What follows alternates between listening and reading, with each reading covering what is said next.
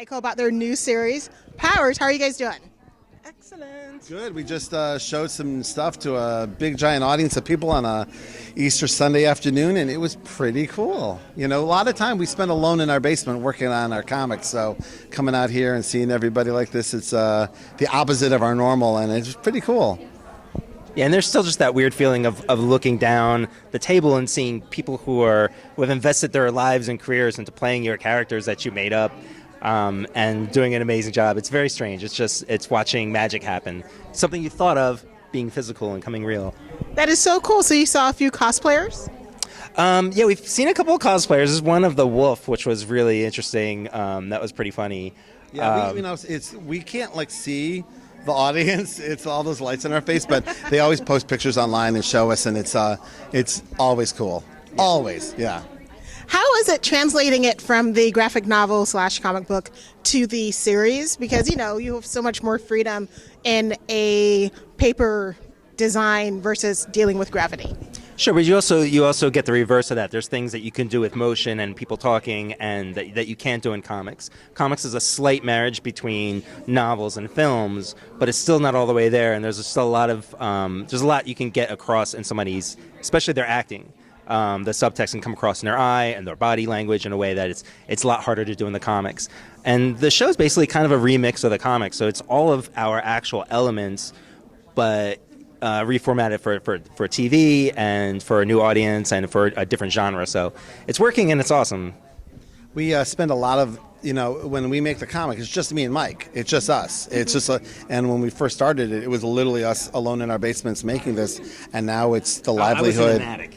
Using it, but it was now it's the livelihood of many, many people, and that's very surreal.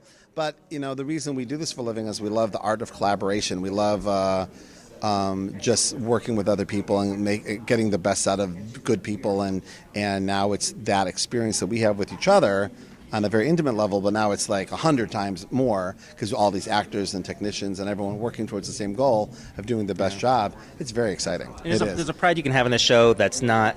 It's not something that we did. It's what they did to put the show together, and that feels really good to be proud of something that people have invested this time and their talent into, and go, wow, that is good. They did an amazing job. And then we can go back, after a TV show, we're going to go back home tonight and work on the comics some more because we're still making the comic. So we got the best of both worlds. Yep. Now, how did you two meet and begin the process of creating Powers? J-Date. No, I was going to go Grinder. Hey, I'm on J-Date. We met at a signing. There was this store in Philadelphia that had me and our friend David and a few other people just together for a signing, and none of us had any hit books or anything. He just really liked us, and he really went out of his way to be generous to us and have us out. And we met there, and we all fell in love with each other. And that week, and Mike was working on this art style that became the Powers style. And he was still working it out, and that 2 days later, Mike faxed over the character I was working on in another book in his style, and he did it to another friend of ours in this style, and then me and our friend David were like, who's working with him first? I was more excited about the way he was drawing my character than the way I was drawing it, so I was like, I want to work with him, and then I came up with, I got this idea, I'm still working on it, blah, blah, blah, and then just talking over, he sent over a bunch of sketches of the character that were very close to what they actually ended up being, and I was like, "Oh yeah, this has happened." You know when the magic's, you just know, and we were off and running right away. And then we went to our publisher and we said, "We have this idea for this color book. It's about cops in the superhero world, but it's got to be in color." And we had never sold individually enough to make a color book successful, so the two of us together was like, "All right, we're gonna let you try it, but two failures don't necessarily make one success." It is the first time either one of us had real commercial success right off the bat, and then by the third issue we were the numbers kept going up and up and up all the way into the 20s. They kept going up, and we're like, wow, we who you never know which one it's going to be and why and whatnot. But yeah, so we've been working on this book consistently for 15 years. Oh my gosh, that's so exciting. Now, for it to be translated onto the new series, did you guys approach Sony, or did you guys start sort of talking to your agents and say, we really would love to have our own comic book series? No, I was in Cleveland and he was in Jersey. We never there was that was as far away as everything. But they came to us. Sony came to us in 2000, in between our first and second issue, and bought it for a feature film, and. For years, we were in the development wasteland. It was nice; they would always write us a check and work on it, but it wasn't coming together. And what it ended up, it was a television show. Like as a feature, there was things that were missing, but as an ongoing television concern, all these things were coming alive. So a few years ago, they switched. The people at Sony figured it out too, and they brought us over to Sony, where we met Chris Parnell, who is our executive, who just happens to be legitimately one of our biggest fans for real, you know. That's so cool. And from there, I'll let you take out.